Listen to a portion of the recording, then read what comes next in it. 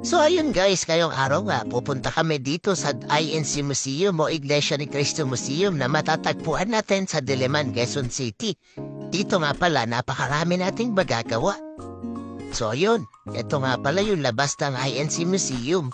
Pero bago kami magpunta dito, nagantayan muna kami dito sa lokal na deparo kasi sabay-sabay kaming pupunta sa INC Museum para sabay-sabay kaming makarating doon. Ice cream guys.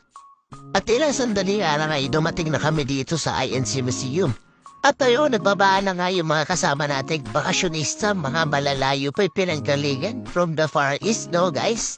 So at ito nga pala yung view ng labas ng INC Museum, no guys? Napakaganda. So ayun, picture-picture muna kami dyan. Picture-picture din muna yung mga kasama nating bakasyonista. At bago ka nga pala makapasok guys, kailangan mo muna mag-log dito sa kanilang information na sa kanilang security. At dito na nga pala tayo pupunta guys sa Children's Museum. Pero bago tayo pumasok dyan, dito muna tayo sa souvenir shop. Sayang nga lang, sarado na nung nagpunta tayo. Kaya di na tayo nakapasok. Pero yan yung view sa loob ng souvenir shop.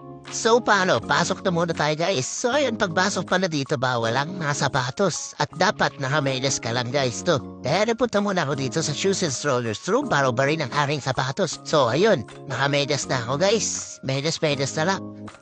Katabi nung iba na ng sapatos at gamit, itong baby's corner. Kung saan pwede mong pa-breastfeed yung ating mga nanay. Tapos yung toilet. Tapos akit muna tayo dito sa for mamaya na tayo dyan sa baba.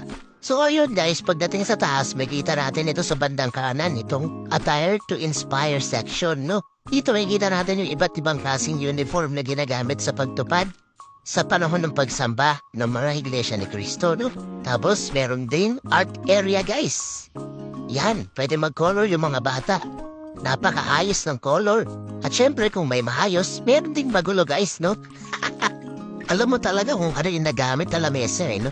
Tapos dito sa second floor, makikita rin natin itong maze, no? Yung ginagamit para, parang Google Maps, no, guys? Kung pupunta tayo sa isang lugar. Ay, mali. Waze pala yun, no, guys? So, yun. Meron ding maze. Waze tuloy. Maze para sa mga bata, no, guys? Pero syempre, di na ako pumasok kasi baka maligaw ako, Wala pa naman ako Waze. So, yun. Dito na tayo sa Noah's Ark. Baba tayo, guys. Bilisan na lang natin to. Sa Noah's Ark, ito yung makikita natin sa second floor, no? Mga pictures. Tapos, baba na tayo sa ground floor. Yan, mga pictures pa rin makikita natin dyan, guys. Tapos, punta na tayo dito sa first floor. Meron toddler's corner, guys, para sa mga infant, sa mga bata. Meron din ganito, no? Mga rope, mga akyatan, tali, slides, yan. Lahat yan, mga pinaglalaroan o pwede pagdalhan ng mga bata or anak natin. At yun, tapos ang aming museum tour para sa araw na ito, no guys. I suggest punta kayo dito. Open sila Tuesday to Sunday, guys. Punta kayo. Napakaganda dito, the best.